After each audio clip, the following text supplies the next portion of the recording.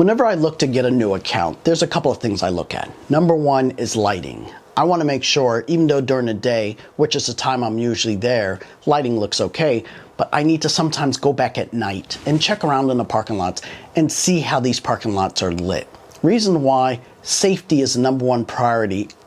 Number one more than anything for my valets. Their personal safety is my top-notch priority. A car can come and go, we have insurance for that. Money can come and go. It's just money, but their lives cannot be in jeopardy, and I am extremely protective, whether you believe it or not, on where my valets are and ultimately where I place individual valets.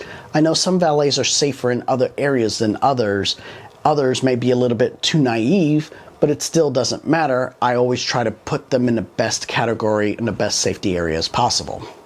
Now, with that being said, this is going to be an episode about my valets who have been robbed out in the field. And most of the time, it's been at gunpoint. You would assume if you're in downtown Atlanta, crime might be higher. But if you're in a suburb, it's not going to happen as much. The first incident happened, not to me directly, but it was to the waitresses that worked at this restaurant that I worked at myself for almost 12 years. What happened, this restaurant goes from probably 5 o'clock at night until about 1 or 2 o'clock in the morning. I valet, of course, when everybody leaves out, we all leave. But sometimes they'll sit out in front of the servers and they'll smoke cigarettes and just wait for their ride or whatever the case is. I happened to leave probably about 1:30 this night and I left. I came back the next day, I found out, and this is a Friday night. Saturday night, I find out that Kelly and Stacy were robbed seconds after I left out of the parking lot. So much so, they thought it was me coming around the back way, pulling a gun out, joking with them. Obviously, it wasn't me, and they knew me well enough to know that I wouldn't do anything like that, but it shows how quickly this stuff could happen. And this is in a nice neighborhood way north of Atlanta. So they got them for their money, and it's a very bad habit that sometimes people think if you're in a suburb, stuff like this couldn't happen to them. This stuff only happens in downtown LA. I keep saying LA, but downtown Atlanta, I used to live in LA, so I'll say that sometimes. But downtown Atlanta, but not realizing that this crime follows the money. So if you go up to Buckhead or Alpharetta, which we've had crime at, it will follow you. Cobb County, Vinings, it's going to happen in all these different places. So don't assume just because you're in the suburbs, it can't happen to you. There are so many people that I talk to that say they don't even lock their front doors. They leave their keys to their car, keys to the car in the ignition. I don't do that. As I said, I'm from Los Angeles and New York, ironically. I lock everything up. I set the alarms, everything like that. You never know when someone's going to rob you. And when they are going to rob you, they're going to rob you for stuff that they see. So here's a little tidbit here. Do not leave stuff in the back of your car. No one's ever going to break into an empty car. If they can't see it, they can't steal it. So whenever you get out of your car, put the stuff in the trunk, or before you park, put the stuff in the trunk before you even get there so someone's not watching you, put the stuff in the trunk. Anyway, getting back to the robberies. The next one, ironically, was another girl who worked for us. Her name was Kelly.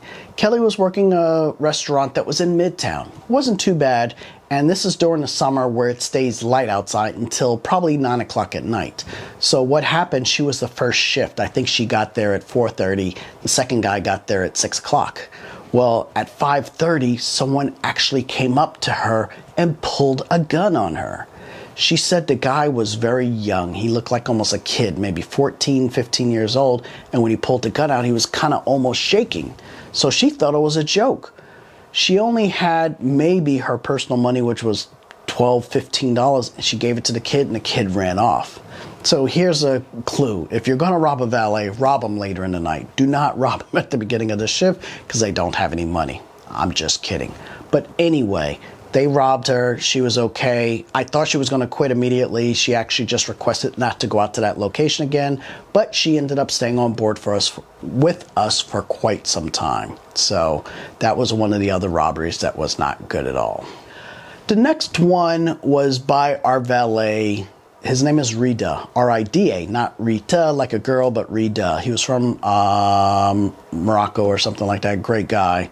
and he was working one of our parking lots, and unfortunately what he did, and this is a bad habit, remember I talked to you guys before, when you have money, isolate it and put it aside.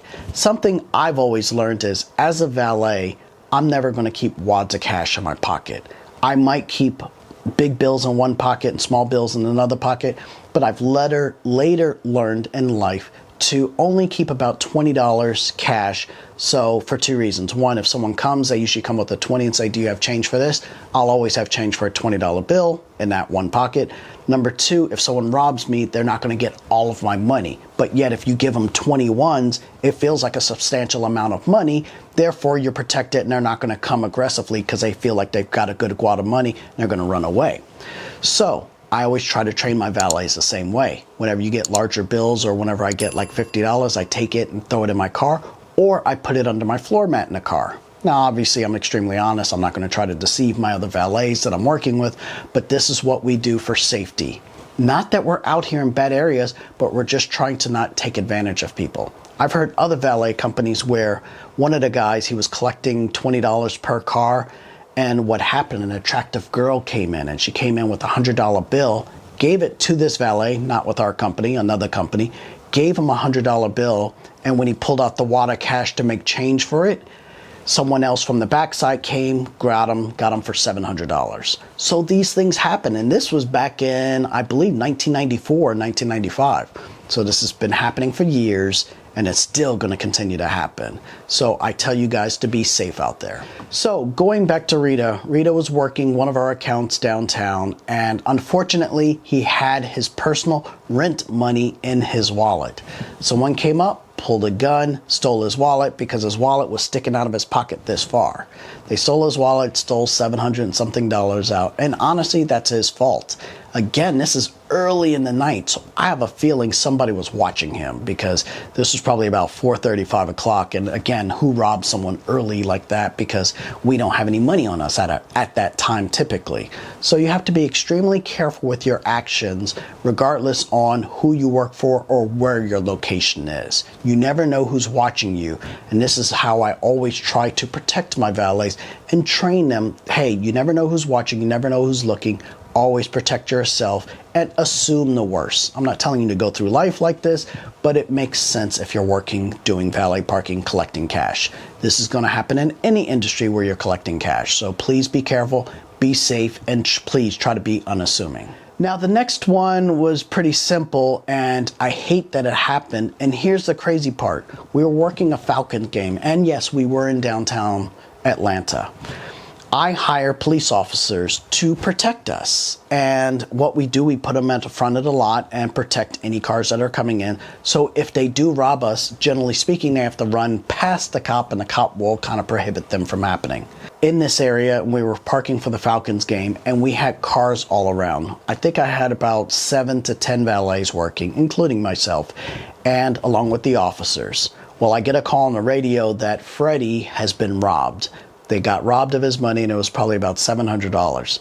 Honestly, I'm hoping that Freddie was telling me the truth and he just didn't take the money and say, hey, someone robbed me, because I never saw the criminal. They ran out the back way. Nobody else saw him but him. So I kind of think Freddie might have taken that money, but I would have had to search him. I didn't really go through that, and he was kind of a part-time employee. We didn't really employ him after that, but was your job really worth $700, or did he really get robbed? I'm not quite sure. I never saw him, so that was the quick story there. And the final story, this one was good.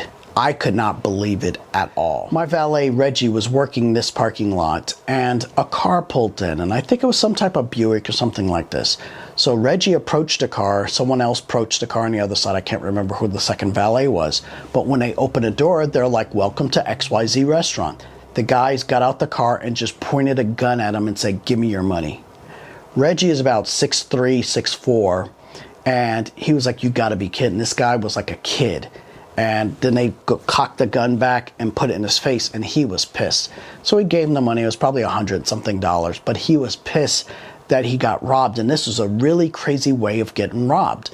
The people just got in a car and just kept going. So they literally pull in, the valets open up the door, they pull guns on them, say, give you some money, give them the money, they close the door and drive away.